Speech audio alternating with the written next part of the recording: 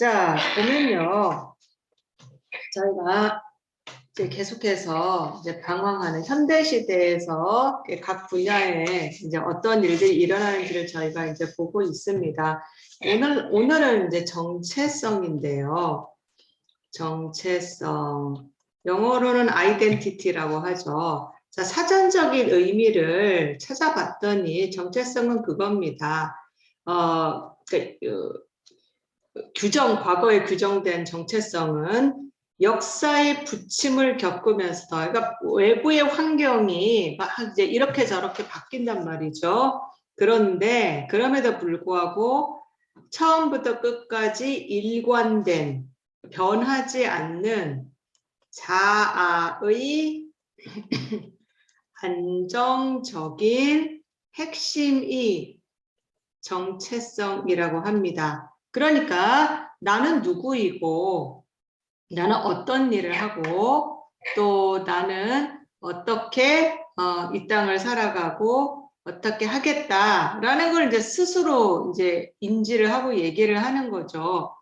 그런 이제 정체성이 이제 우리 각자 갖고 있는 것 같습니다.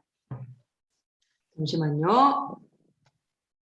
네, 죄송합니다. 네.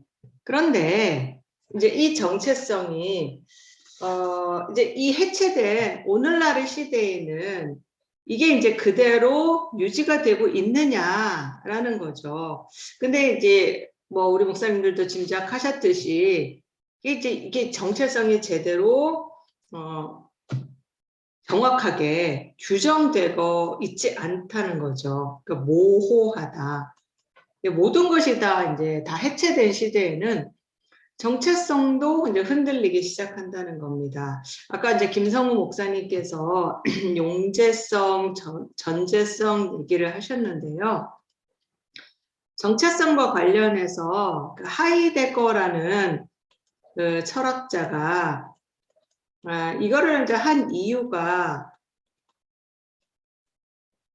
어떤 이제 개념이 과거에는 하나로 고정되어 있었다고 했는데 사실은 꼭 그렇지 않다라는 얘기를 이제 했었습니다. 그것을 이제 정체성과 관련해서 요거를 좀 얘기를 해본다면 용제성이라는 거는 원래 무슨 뜻이냐면요. 고정된 용도로, 그러니까 쓰일 용자고 제자예요. 그래서 어떤 용도로 쓰이느냐는 거죠. 고정된 용도로 규정된 거예요.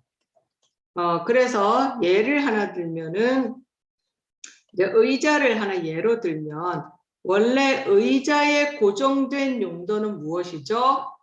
앉는 거죠. 사람이 어디에 앉는 도구. 다리가 아프고 허리가 아파서 앉아 있어야 할 필요를 느낄 때 그때 쓰는 도구가 의자입니다. 그러니까 용제성의 의미로 봤을 때 의자는 요거는 시대가 흘러도 수천 년이 흘러도 의자의 규정된 용도는 앉는 도구다. 요거는 이제 가장 기본적이고 요거는 흔들리지 않는 정체성인 거예요. 그런데 물론 이게 가장 기본적인 정체성이긴 한데 과연 이제 전제성은 뭐냐면요. 이게 쓰임새에 따라 이제 정체성이 용도가 달라지는 거죠. 달라지는 것을 전제성이라고 합니다. 그래서 원래라는 의미는 좀 그런데 의자가 가장 보편적으로 알려져 있는 용도는 앉는 도구예요.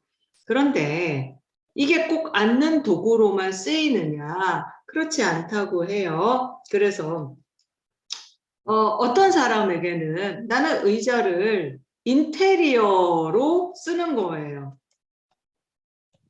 어떤 용도로 쓰냐면 화분 받침대.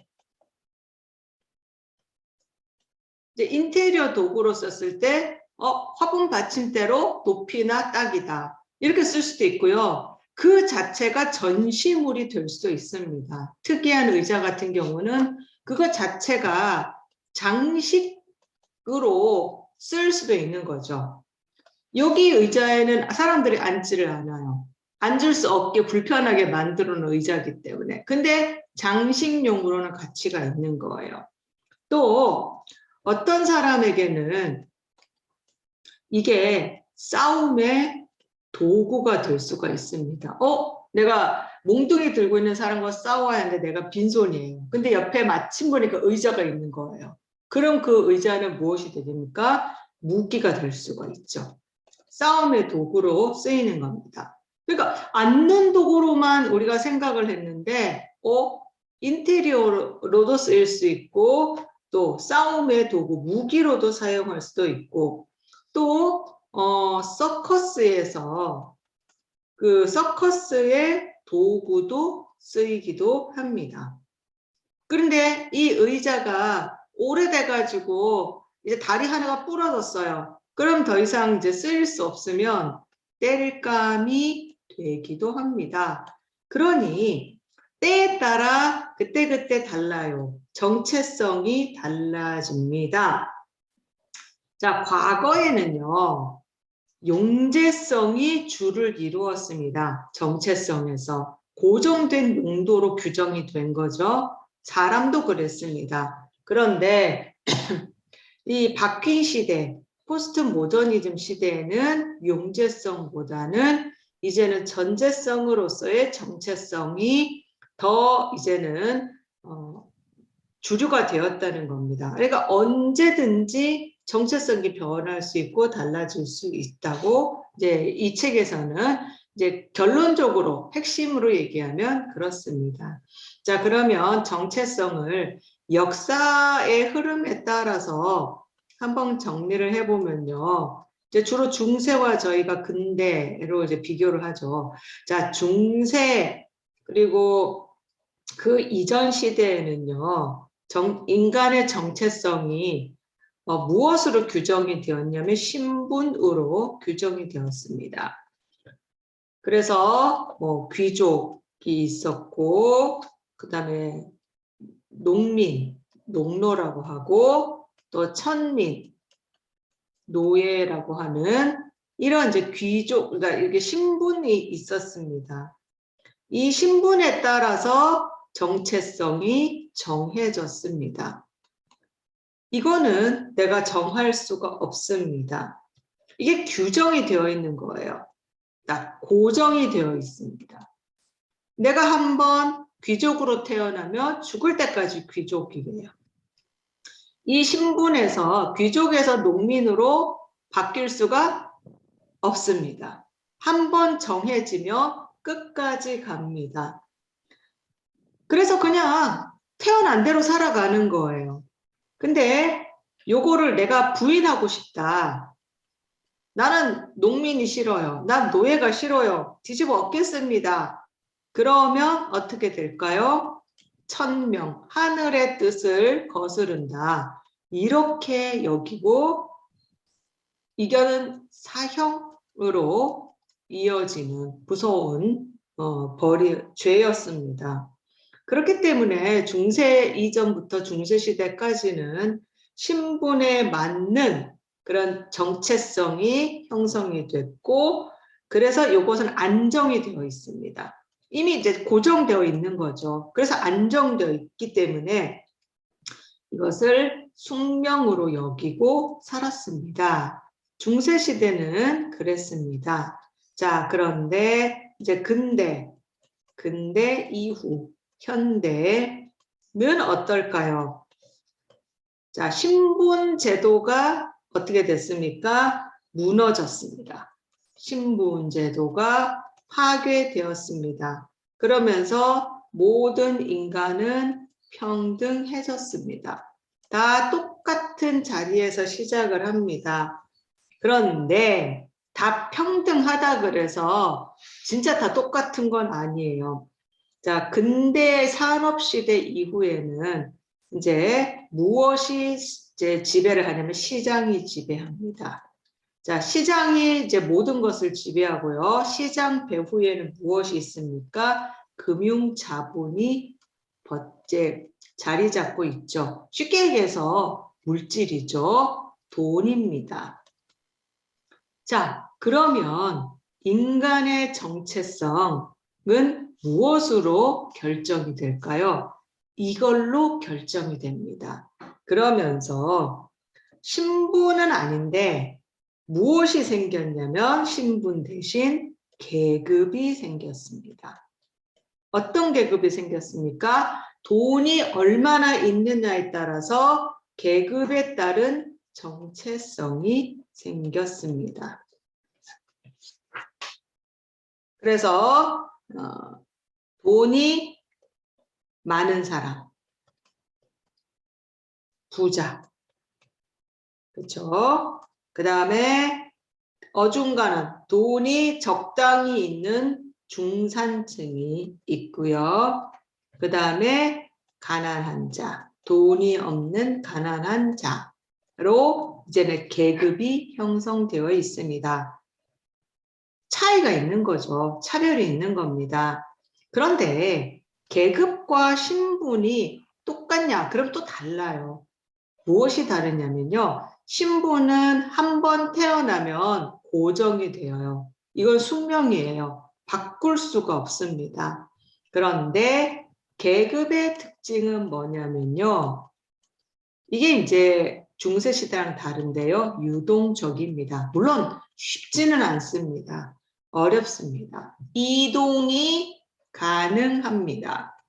내가 열심히 노력해서 돈을 많이 벌면 언제든지 가난한 자에서 올라갈 수가 있는 거고요. 또 돈이 많다가도 뭐 쫄딱 망했어요. 그러면 하루아침에 떨어질 수도 있습니다. 자, 이 계급은 언제부터 생겨요? 학교 다닐 때부터 생기기 시작합니다. 자, 이게 이제 이 계급이 이제 사회에 나오면 이제 이렇게 돈 있는 자, 중산층, 가난한 자로 되지만 이제 가만히 보면요. 학교 다닐 때부터 이미 계급이 나누어져요.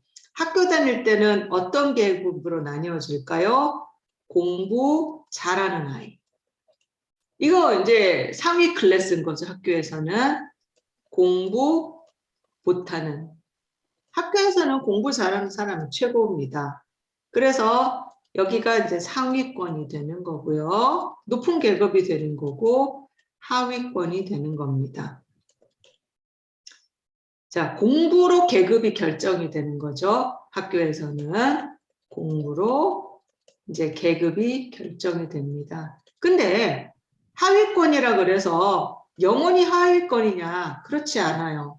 내가 정말 정신을 차리고 열심히 공부를 해야겠다. 그러면 상위권으로 올라가기도 합니다. 뭐 대표적으로 그 강성태라는 공부의 신으로 알려진 유튜브에도 많이 나오시죠. 뭐 텔레비도 많이 오고 이분도 이런 케이스죠. 그래서 7개월 만인가 최상위권으로 올라가서 서울대를 가셨다는 그래서 이동이 가능합니다. 자, 사회에 나가면 어떻게 계급이 형성됩니까? 직업에 따라서 계급이 이제 형성됩니다.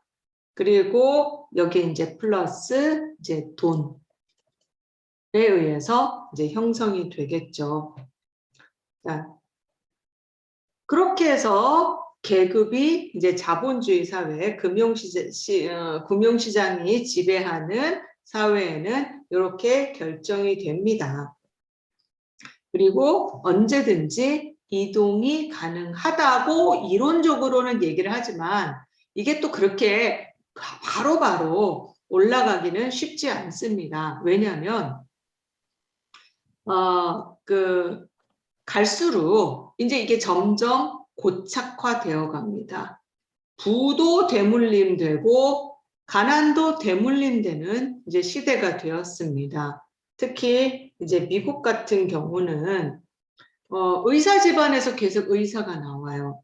그래서 나는 우리 집은 너무 옛날에는 정말 가난해도 똑똑하면, 저희 아버지 세대들, 저희 세대까지만 해도 그렇습니다. 정말 개천에서 용이 나는 케이스들이 많았습니다.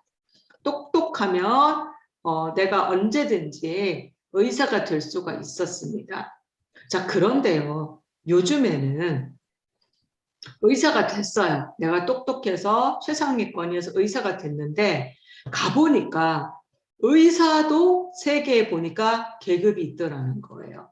뭐 성골 출신들은 보면은 집안 대대로 의사 집안들, 뭐 아버지가 병원장, 이거는 뭐 법조계도 마찬가지예요. 가 봤더니 뭐 아버지가 판사, 뭐 검찰청장, 뭐 이렇게.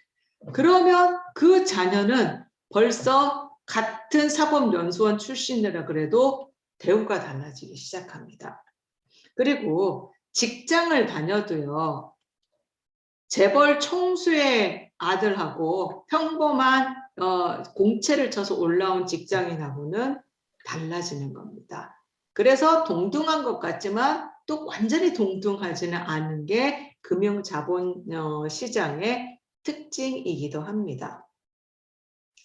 자, 그렇기는 한데요. 이 계급이 과거의 신분과는 달리 유동적이라고 말씀을 드렸잖아요. 그러니까 언제든지 변할 수 있으니까 사람들이 무엇을 느끼냐면 불안을 느낍니다. 특히 이 불안은 누가 더 많이 느끼냐면 이런 높은 계급에 있는 사람들보다는 이제 그 경제적으로 낮은 계급에 있는 사람들이 더 불안감을 느낍니다. 어느 부분에서? 정체성 부분에서. 지금 저희가 정체성 관련해서 얘기를 하는 거죠. 그래서 뭐 없는 사람들은 어디 나가서 무시당한다고, 뭐 말 한마디 한다 나를 무시한다고 그러고 이제 그러는 거죠. 불안을 느끼는 겁니다. 그래서 이 계급과 상관없는 그 어떤 곳에서 정체성을 확인을 받고 싶어 합니다. 사람들은. 특히 이제 낮은 계급에 있는 사람들이. 그래서 사람들이 어디에 많이 가냐면요, 오락입니다. 예를 들면 이런 거죠. 스포츠 클럽 같은 데 있죠. 동호회, 우리로 치면 동호회, 동호회죠. 동호회. 예. 그래서 뭐 조기 축구회, 뭐 테니스 클럽, 무슨 등산 클럽, 댄스 클럽, 뭐 그렇게 그런 동호회에 가입을 합니다. 그런데 이 동호회의 특징은 뭐냐면요. 어떤 그 세상적인 그 계급이 여기서는 통하지 않아요. 그냥 회비만 내면 누구나 가입이 가능합니다. 경제적 계급과 상관없이 이 동호회 안에서는 다 동등합니다. 제가 이제 그 안산에 있을 때 수영을 10년 넘게 했었습니다. 수영을 쭉 하다 보면 수영장에서는 다 평등해요. 왜냐하면 들어가서 다 똑같은 수영복 입잖아요. 물론 수영복이 뭐 싼 건 몇만, 2, 3만 원부터 비싼 건 몇십만 원까지 하지만 어차피 비싼 수영복도 6개월 이상 못 입거든요. 어차피 그 수영장 물에 막 하다 보면 늘어나고 찢어지고 다 똑같습니다. 그러니까 수영복 입은 상태에서는 다 평등한 거예요. 그리고 이제 샤워실에서는 다 옷 벗고 씻잖아요. 그러니까 탈의실에서 옷을 갈아입기 전까지는 정말 평등해요. 그리고 나서 옷 딱 갈아입고 나와서 차 탈 때 보면 달라지더라고요. 차들이 뭐 외제차 번쩍번쩍하는 외제차들이 이 언니들이 왜 그렇게 외제차들을 많이 몰고 다니시는지 이제 그때 이 언니 되게 잘 사는 집이구나. 뭐 알고 봤더니 남편이 뭐 현대차 임원이더라. 뭐 이제 나중에 알게 됐어요. 하지만 수영할 때는 그게 중요하지 않거든요. 예, 그냥 같이 그냥 돈 내고 수영 강습비 내고 똑같이 들어요. 그 안에서는 평등하단 말이죠. 그렇기 때문에 사람들이 사실은 이런 유동적인 정체성에 불안을 느끼는 사람들이 이런 클럽이나 이런 동호회를 통해서 자기의 부족한 부분을 채우려고 합니다. 그래서 사람들은 특히 포스트 모던 시대의 사람들은 고정된 어떤 정체성이 없기 때문에 늘 불안하죠. 그래서 무언가 안정된 불안함을 느끼기 때문에 안정된 그래도 좀 안정이 되고자 해서 이런 스포츠 클럽들 찾아서 유동적으로 떠돌아다닙니다. 이 안에 들어가면 이제 내가 뭔가 같은 정체성을 가진 사람으로 느껴지는 거죠. 그런데 이게 또 영원히 지속되지는 않죠. 뭐 수영장도 한때 그렇게 잘 됐었는데 코로나 이후에 지금 수영장 같은 스포츠 클럽들은 거의 이제 또 사라지다시피 했어요. 그러면 또 내가 이 안에서 느꼈던 어떤 정체성이 또 사라지는 거죠. 공허하고 불안합니다. 언제든지 이런 동호회를 통해서 생기는 정체성은 사라질 수 있기 때문입니다. 그래서 사람들이 이 공허함과 불안함을 메꾸기 위해서 무엇을 하냐면 충동 구매를 합니다. 물건을 사들이는 거예요. 왜? 구매. 물건을 사면서 나 이런 사람이야. 나 이렇게 비싼 거 살 수 있는 능력 있는 사람이야. 라고 하면서 정체성을 확인하려고 하는 거죠. 유달리 동양 사람들, 중국 사람들, 한국 사람들, 일본 사람들, 이런 동양, 특히 한중일 사람들이 이 명품이라고 하죠. 이 명품에 목을 매는 이유가 바로 이런 이유 때문이래요. 명품을 들면 내가 굉장히 가치 있는 사람으로 느끼기 때문에. 결국은 이 바닥에는 무엇이 있어요? 불안한 정체성. 내 정체성을 확인받고 싶어서 그렇게 명품을 사는 거죠. 그래서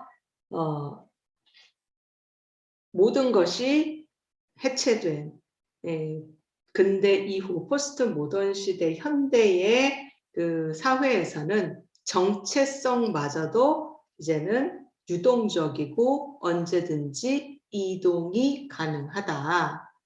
유동적이고 언제든지 이동이 가능한. 이거 고정되지 않죠. 자, 그래서 늘 사람들은 불안함을 느낍니다. 그리고 이 정체성을 확인해주는 핵심은 뭐냐면 돈입니다. 돈으로 사람을 이제 정체성을 만들어가는 거죠. 결국은 이 명품도 아무나 살 수 없잖아요. 그러니까 이 명품을 가진 사람들을 처음에 이제 높게 쳐줬죠. 그러니까 사람들이 어떻게 해요?